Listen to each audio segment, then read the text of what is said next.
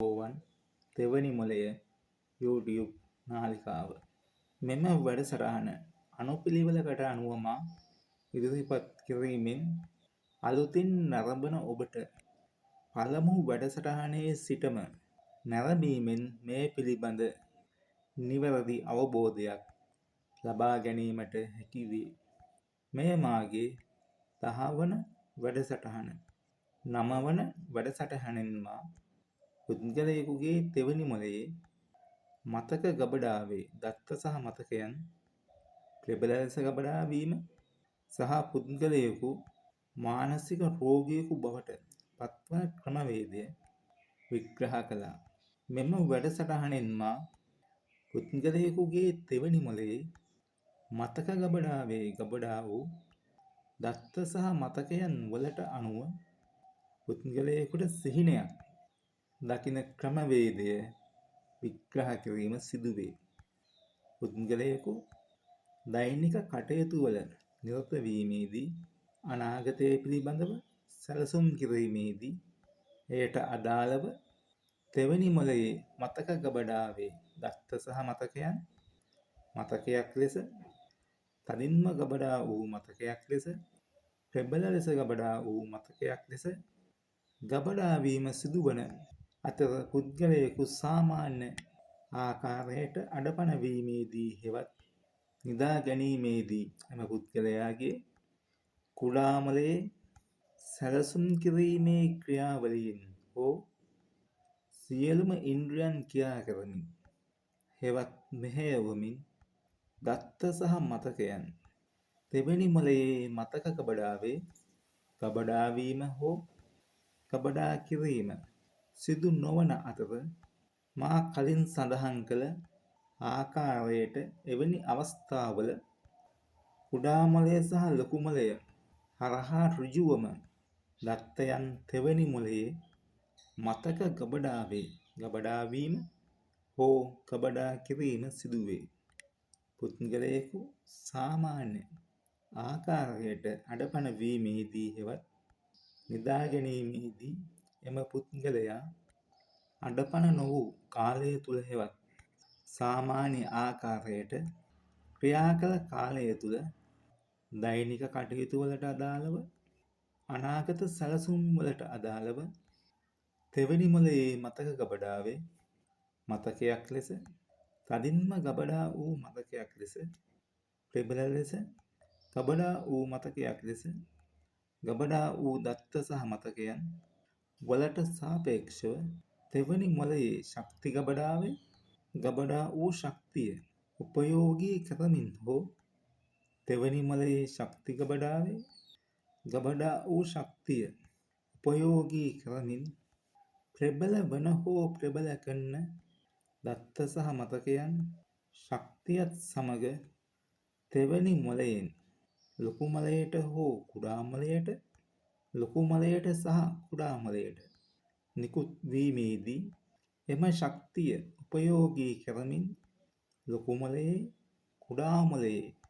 ලොකු මොලයේ සහ කුඩා මොලයේ ක්‍රියා කළ හැකි ඉන්ද්‍රියන් ක්‍රියා කරමින් එහි නිර්මාණය කරන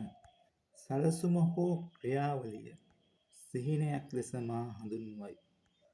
තෙවැනි මොලයේ මතක ගබඩාවේ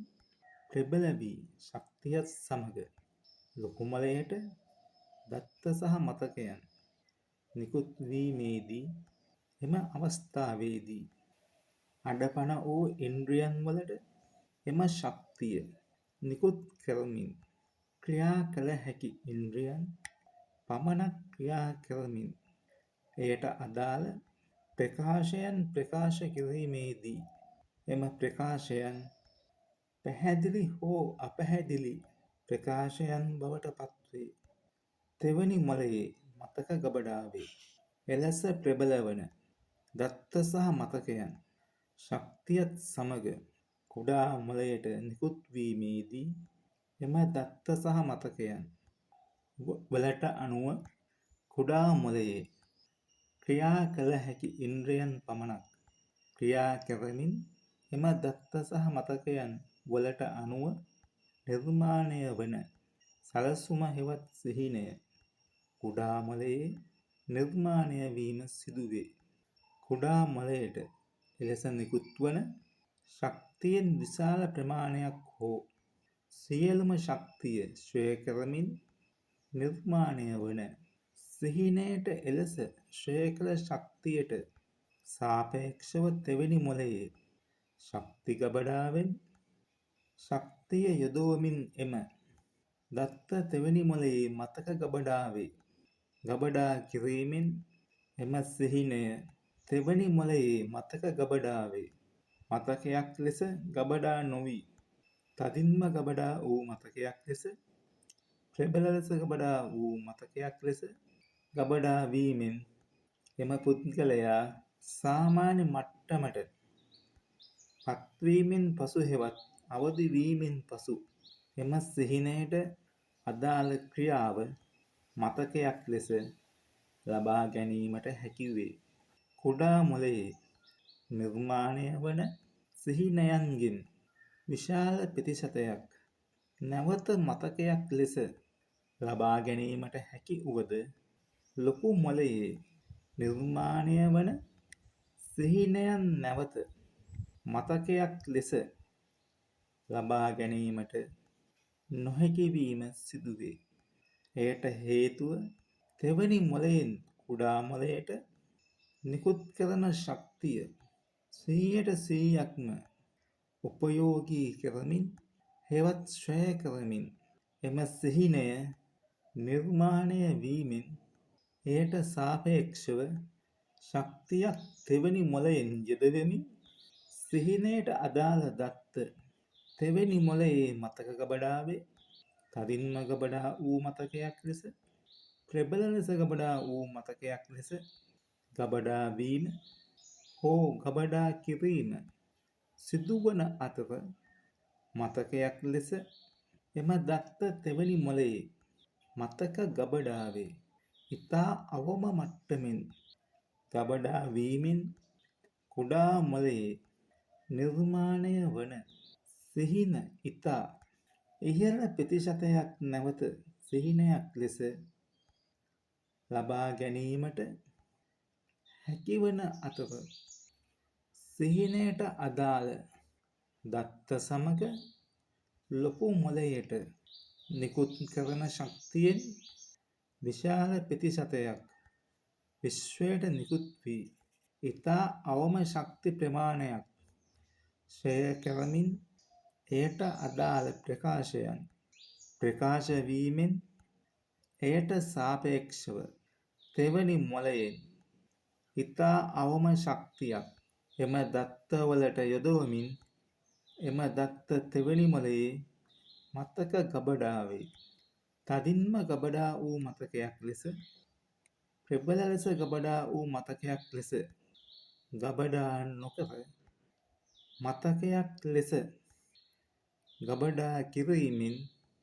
ලොකු මොලයේ නිර්මාණය වන සිහිනයට අදාළ දත්ත ගබඩා කිරීමෙන් එම දත්ත නැවත මතකයක් ලෙස ලබා ගැනීමට නොහැකි වේ. ලොකු මොලයෙන් දත්ත සහ මතකයන් වලට අනුව ප්‍රකාශයන් ප්‍රකාශ කිරීමේදී එයට අදාළව ලොකු මොලයට නිකුත් වන ශක්තියෙන් විශාල ප්‍රමාණයක් විශ්වයට නිකුත් වුවද කුඩා මොලයෙන් සිතීමේ ක්‍රියාවට අදාළව දත්ත සහ මතකයන් වලට අනුව නිකුත් වන ශක්තිය එලෙස විශ්වයට නිකුත් වීමට හෝ නිකුත් කිරීමට නොහැකි වීමෙන් එම ශක්තිය සම්පූර්ණයෙන්ම එම ක්‍රියාවට ක්ෂය වීම හෝ ක්ෂය කිරීම සිදුවිය යුතු අතර යම් ක්‍රියාවකදී එයට නිකුත් වන ශක්තිය සම්පූර්ණයෙන්ම ක්ෂය නොවීමේදී එම ක්‍රියාවට අදාළව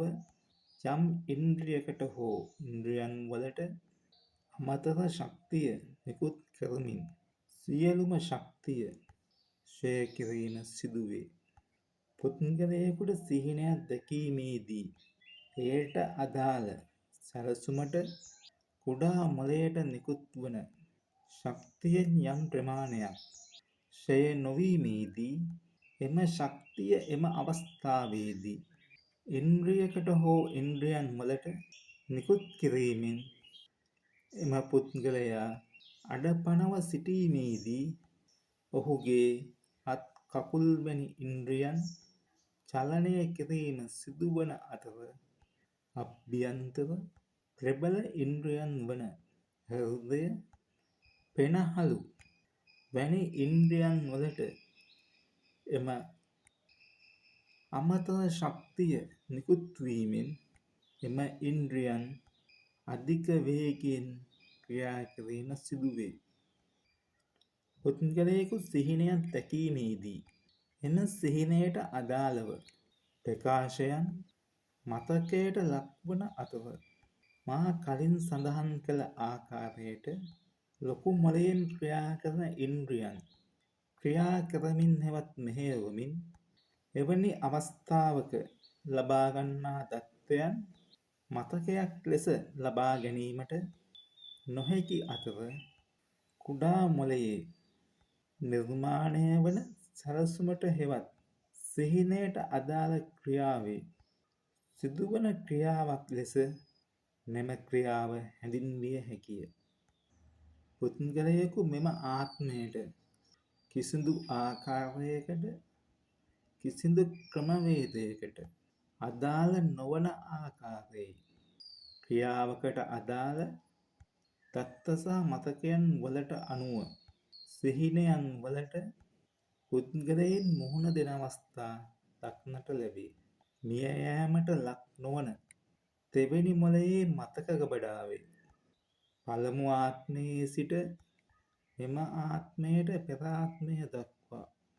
කදින්ම ගබඩා වූ මතකයක් ලෙස ප්‍රබල ලෙස ගබඩා වූ මතකයක් ලෙස ගබඩා වූ දත්ත සහ මතකයන් වලින් එම පුද්ගලයා සාමාන්‍ය ආකාරයට අඩපණ වීමේදී හෙවත් නිදා ගැනීමේදී එහි ශක්ති ගබඩාවේ ගබඩා වූ ශක්තිය උපයෝගී කරමින් ප්‍රබල විය හැකි හෝ ප්‍රබල කර හැකි දත්ත සහ මතකයන් ප්‍රබල කරමින් තෙවැනි මොළයෙන් ශක්තියත් සමග එම දත්ත සහ මතකයන් කුඩා මොළයට නිකුත් කරමින් එම දත්ත සහ මතකයන් වලට අනුව නිර්මාණය වන සැලසුමක් හෙවත් සිහිනයක් බවට එම ක්‍රියාව පත්වේ. මාගේ මීළඟ වැඩසටහනින් තෙවැනි මොළය තරංග නිකුත් කිරීමේ මධ්‍යස්ථානයක් ලෙස ක්‍රියා කිරීම විග්‍රහ කිරීම සිදුවේ. ආයුබෝ වේවා සියලුම දෙනාට. බොහොම ස්තුතියි සියලුම දෙනාට.